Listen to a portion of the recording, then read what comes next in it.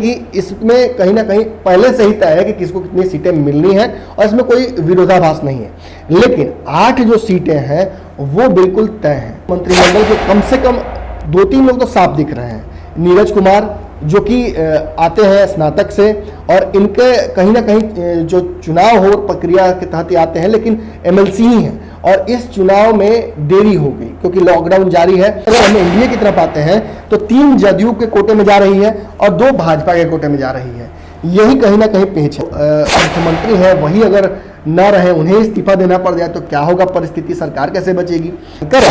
इस हिसाब से नीतीश कुमार को देखा जाए तो सीधे तौर पर घाटा होता दिख रहा है।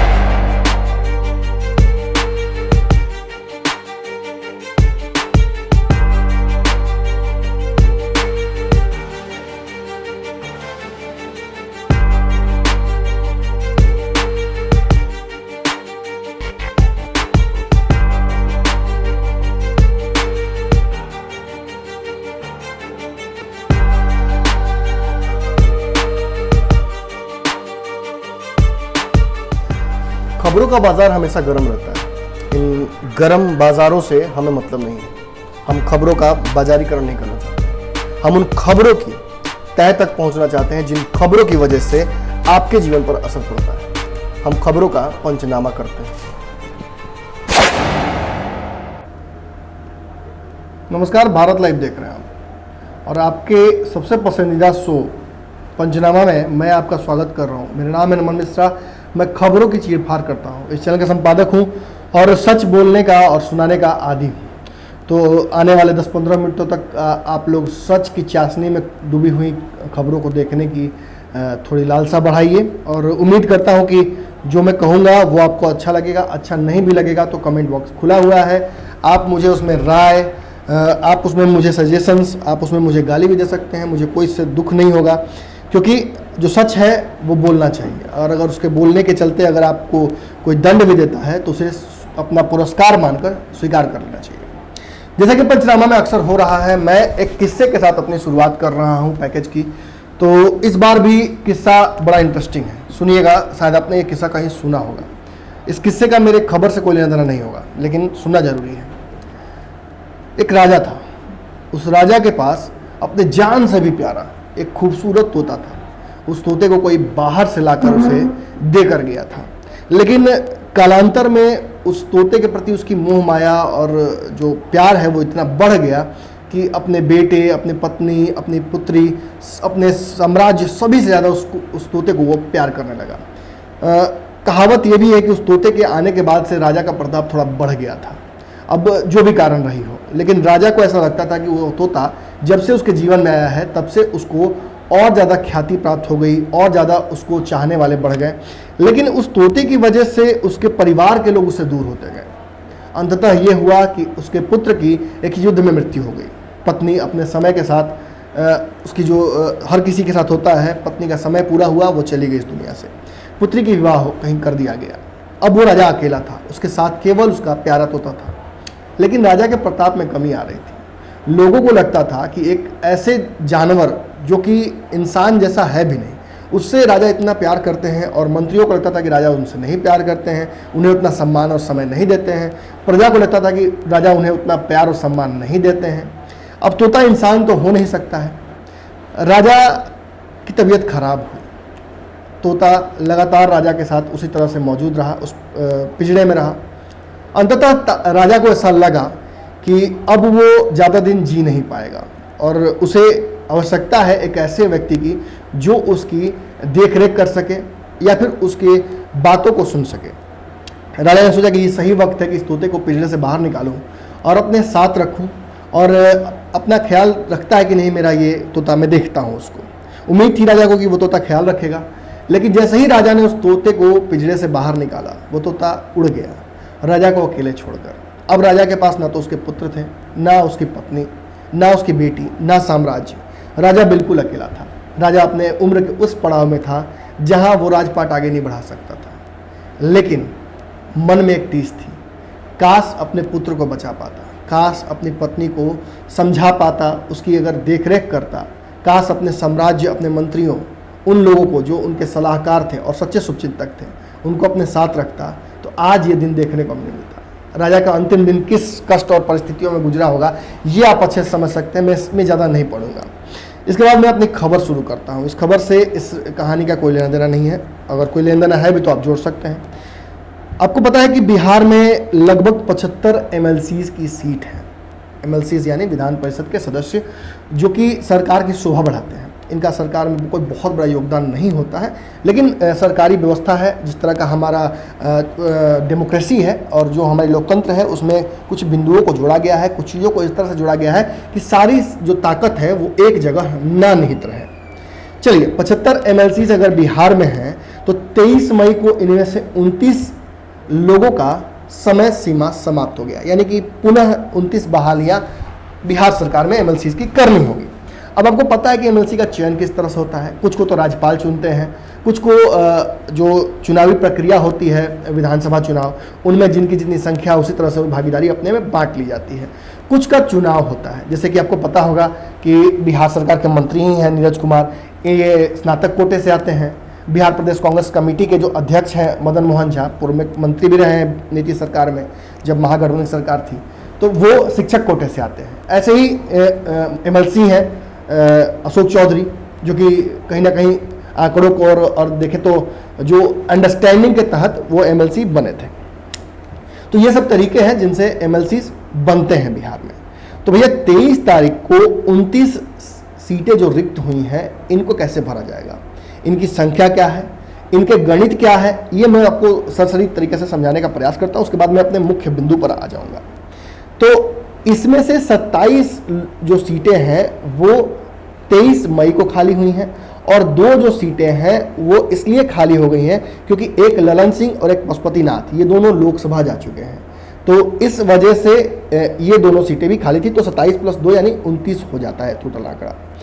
अब मैं आपको बताने का प्रयास कर रहा हूँ कि आखिर लॉकडाउन की वजह से ये जो चुनाव नहीं हो पा रहा है। आपको पता है कि चुनाव जो बिहार विधानसभा का था, वो भी चुनाव लगभग तय था कि अप्रैल के बाद, और ये लगभग हो जाएगा सितंबर तक, लेकिन सितंबर से आगे बढ़ना इस चुनाव का लगभग तय लग रहा है। वही MLC चुनाव का समय अब बीतता जा रहा है, क्योंकि जितने भी MLCs हैं, ये 29 जो अब तक MLC थे, वो अब MLC नहीं रहे इनमें से ज़्यादातर, और इनको फिर से एक बार MLC बनना पड़ेगा। इनमें से कई नीतीश सरकार के मंत्री भी हैं, और इस वजह से ये और ज़रूरी रहता है कि 6 महीने के अंदर इन्हें MLC पद पर दोबारा जाना चाहिए, क्योंकि अगर ऐसा नहीं होगा तो हमारे संविधान के कॉन्स्टिट्यूशन के क्लॉज के तहत इन्हें इस्तीफा देना पड़ जाएगा। अब इस्तीफे के बाद ये पुनः आ सकते हैं कि नहीं, इस पर भी चर्चा करेंगे। लेकिन बड़ी बात यह है कि नीतीश के मंत्रिमंडल के कम से कम 2-3 लोग तो साफ दिख रहे हैं। नीरज कुमार, जो कि आते हैं स्नातक से, और इनके कहीं ना कहीं जो चुनाव हो प्रक्रिया के तहत ही आते हैं, लेकिन MLC ही हैं, और इस चुनाव में देरी हो गई क्योंकि लॉकडाउन जारी है, और लॉकडाउन की वजह से चुनाव नहीं हो पाएगा। आपको पता है कि लॉकडाउन से जस्ट पहले चुनावी तैयारी पूरी तरह से चल रही थी। प्रिया पुष्पम चौधरी भी MLC चुनाव लड़ना चाहती थी, हमें कुछ खबर मिली है।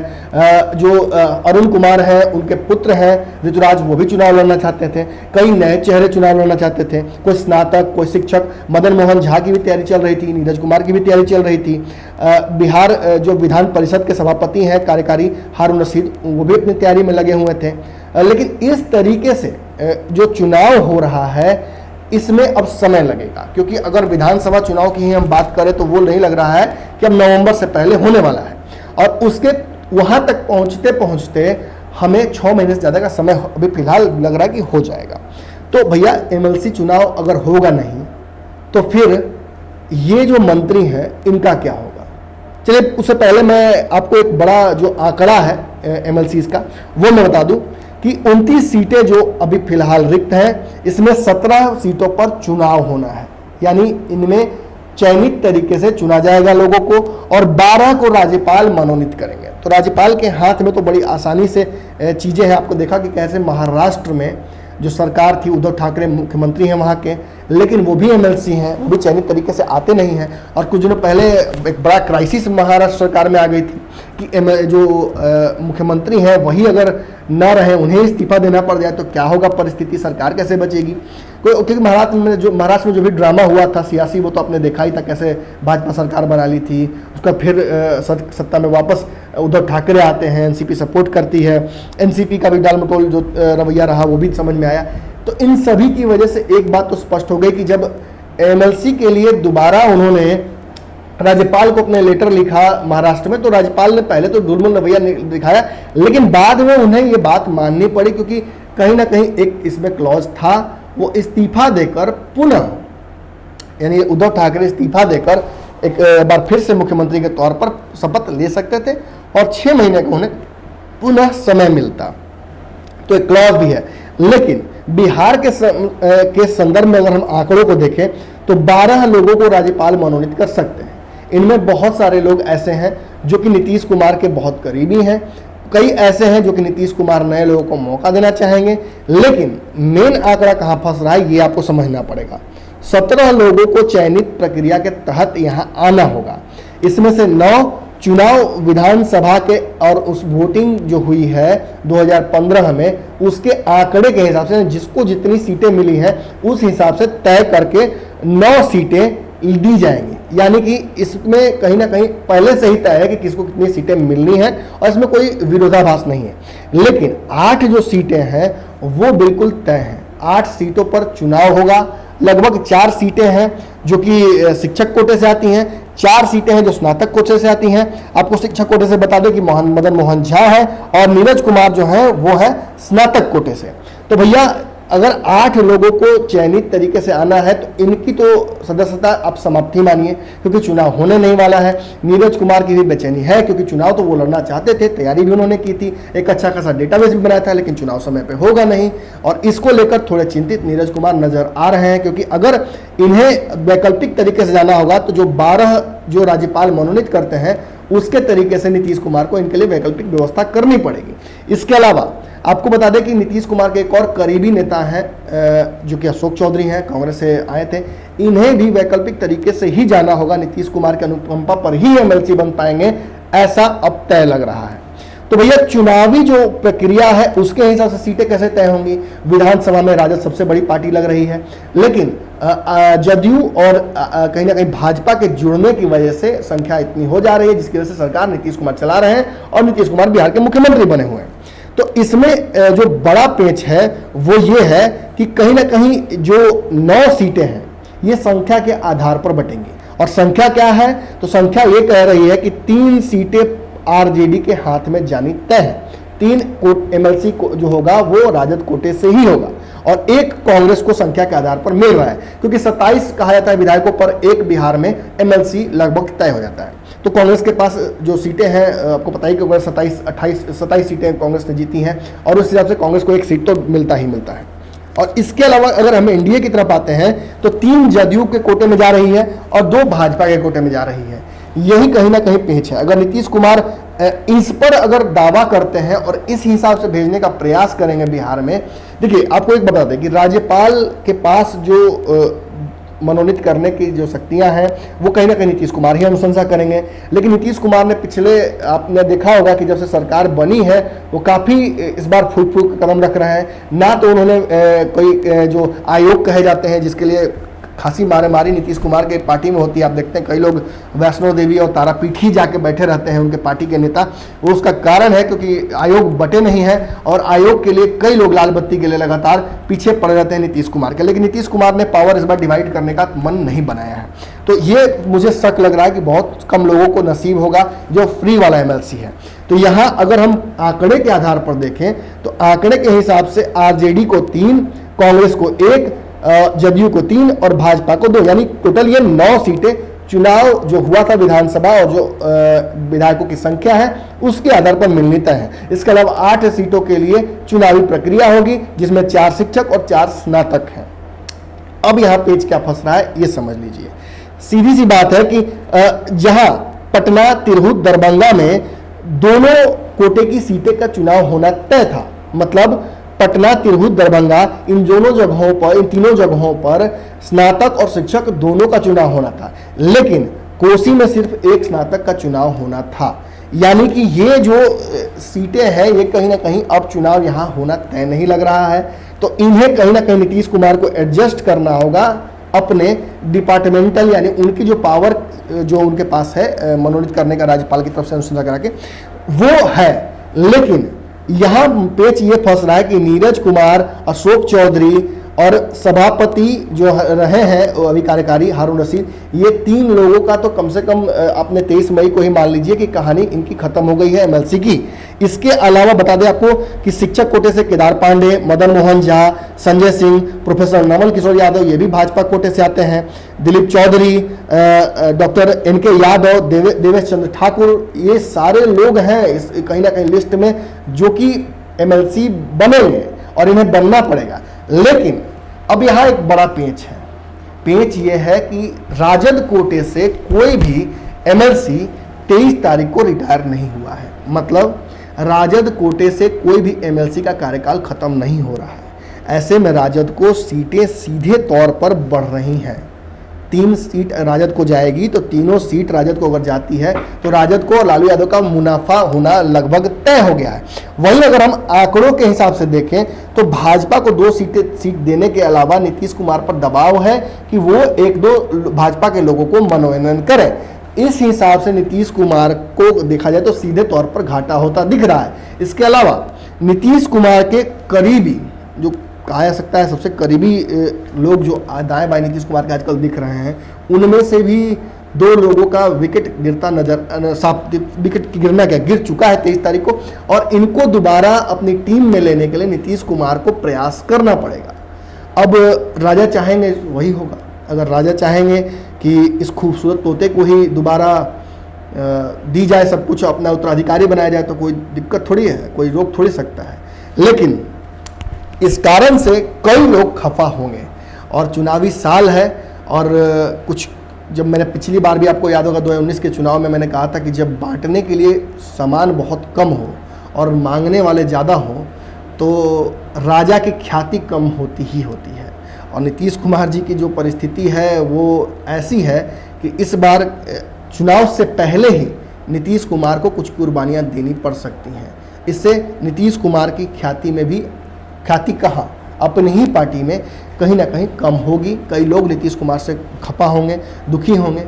कई लोगों को वो अपने साथ जोड़ने के लिए उन्हें पर्क्स और बेनिफिट्स देंगे जिसका उन्हें कोई लॉन्ग टर्म फायदा होने नहीं जा रहा है, क्योंकि फिर नीतीश कुमार को अपनी ही कुर्सी के लिए चुनाव लड़ना है। और महाराष्ट्र की परिस्थितियों को जिस तरह से हमने देखा है कि कुछ भी 19-20 हो सकता है। हमने झारखंड में देखा कि कैसे एक स्थायी सरकार, रघुवर सरकार जो कि पूरी तरह से कॉन्फिडेंट थी, और उसे रातों रात हाथ धोना पड़ा सत्ता से, और आज वह सरकार पलट चुकी है, महागठबंधन वहाँ आ चुकी है। और बिहार में भी जिस तरह से नीतीश कुमार के दरवाजे पर तेजस्वी यादव, पूरा विपक्ष, और खास तौर पर मैं कहूँगा कि कुछ नए चेहरे भी, प्रिया पुष्पम चौधरी जी हैं, प्रशांत किशोर हैं, और पप्पू यादव की जो तीसरे मोर्चे की कवायद चल रही है वो है।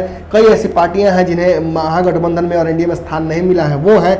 ये सभी नीतीश कुमार को परेशान करने के लिए उनका दरवाज़ा खटखटा रही है। अब नीतीश कुमार जी की बेचैनी तो बढ़ेगी ही, क्योंकि दरवाज़ा तो खोलना ही है। आज खोलिए या नवंबर में खोलिए। तो ये है नीतीश कुमार और बिहार के एमएलसीज का वो आंकड़ा जो कि आपको मैं बताना चाहता था। इसमें कई पेच है, कई दाव है, उन्हें समझना पड़ेगा। मैंने समझाने का प्रयास किया आपको, मैंने एक कहानी भी बहुत खूबसूरत आपको सुनाई। इन दोनों का आपस में क्या कनेक्शन है ये मुझे समझ में नहीं आ रहा है। तो अगर आपको समझ में आ रहा हो तो प्लीज़ ज़रूर कमेंट बॉक्स में मुझे समझाइए कि मैंने जो कहानी बताई, जो आपको किस्सा बताया, उसका इस खबर से क्या लेना था। बाकी आपको पता ही है, ये जो वीडियो मैंने बनाया है इसे इसलिए बनाया है ताकि आप इसे देखिए ही नहीं, शेयर भी कीजिए, ताकि कुछ और लोगों तक बात जाए। बात अगर जाएगी लोगों तक तो और लोग जानेंगे, और लोग जानेंगे तो और लोग जागरूक होंगे, और जागरूक होंगे तो आपको पता ही है कि जागरूक जनता लोकतंत्र की सबसे महत्वपूर्ण कड़ी होती है। धन्यवाद। बढ़ाएं अपना कदम सक्सेस की ओर शिखर करियर इंस्टीट्यूट के साथ। शिखर करियर इंस्टीट्यूट पूर्वी भारत में एकमात्र कोचिंग संस्थान जो एक्सक्लूसिवली है मेडिकल एंट्रेंस एग्जाम के लिए।